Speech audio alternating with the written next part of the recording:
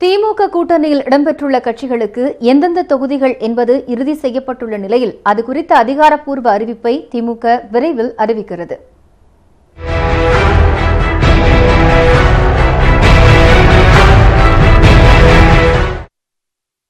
தோழமை கட்சிகளை அரவணைத்து வெற்றிகரமாக கூட்டணி அமைத்துக் கொண்ட திமுக அந்தந்த கட்சிகளுக்கான தொகுதி பங்கீட்டையும் முடித்தது. தற்போது கூட்டணி கட்சிகளுக்கு எந்தெந்த தொகுதிகள் என்பதும் பெரும்பாலும் இறுதியாகிவிட்டதாக கூறப்படுகிறது. அதன்படி காங்கிரஸ் கட்சிக்கு சிவகங்கை, தேனி, திருச்சி, திருவள்ளூர், விருதுநகர், புதுச்சேரி ஆகிய 7 தொகுதிகள் ஒதுக்கப்பட்டிருப்பதாகவும், இவை தவிர ஆரணி, அரக்கோணம், திண்டுக்கல் தொகுதிகளை காங்கிரஸ் கேட்டு வருவதாகவும் கூறப்படுகிறது. இந்திய கம்யூனிஸ்ட் கட்சிக்கு 2 தொகுதிகள் ஒதுக்கப்பட்டுள்ள நிலையில் அவை திருப்பூர், நாகை தொகுதிகள் என கூறப்படுகிறது. மார்க்சிஸ்ட் கட்சியை பொறுத்தவரை 2வது நாளாக திமுகவின் தொகுதி பங்கீட்டு குழுவை சந்தித்து அதன் தொகுதிகளை இறுதி செய்துள்ளது.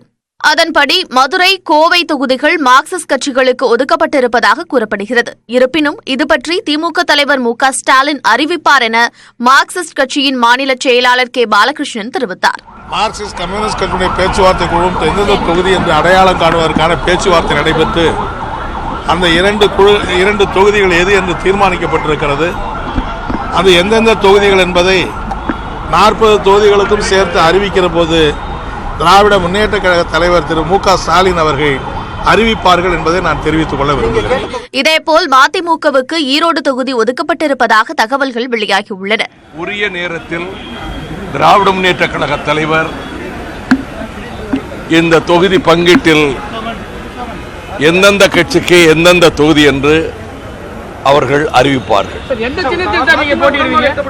அதுவும் உரிய நேரத்தில் அறிவிக்கப்படும். இந்திய யூனியன் முஸ்லீம் லீக் கட்சிக்கு 1 தொகுதி ஒதுக்கப்பட்டுள்ள நிலையில் அது ராமநாதபுரமாக இருக்க வேண்டும் என அக்கட்சி விருப்பம் தெரிவித்துள்ளது. நாங்கள் ராமநாதபுரமாக இருந்தால் நலமாக இருக்கும் என்று நாங்கள் கோரிக்கை வைத்திருக்கிறோம். இதனை மற்ற தோழமை கட்சிகளோடு கலந்து பேசி விரைவில் தலைவர் தளபதி மு.க. ஸ்டாலின் அவர்களே அறிவிக்க இருக்கிறார்கள். விடுதலை சிறுத்தைகள் கட்சிக்கு விழுப்புரம், சிதம்பரம் ஆகிய தொகுதிகள் ஒதுக்கப்பட்டிருப்பதாக கூறப்படுகிறது. இதனிடையே நாடாளுமன்ற தேர்தலில் திமுக சார்பில் போட்டியிட விருப்ப மனு அளித்தவர்களுக்கான நேர்காணல் அண்ணா அறிவாலயத்தில் நடைபெற்றது.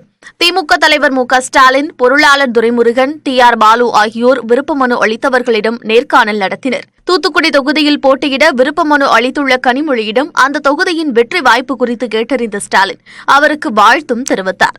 இதேபோல் வேலூர், தஞ்சை, அரக்கோணம் தொகுதிகளில் போட்டியிட விருப்ப மனு அளித்துள்ள திமுக பொருளாளர் துரைமுருகனின் மகன் கதிர் ஆனந்த், முன்னாள் அமைச்சர்கள் பழனி மாணிக்கம், ஜெகத் ரட்சகன் ஆகியோரிடம் நேர்காணல் நடத்தப்பட்டது.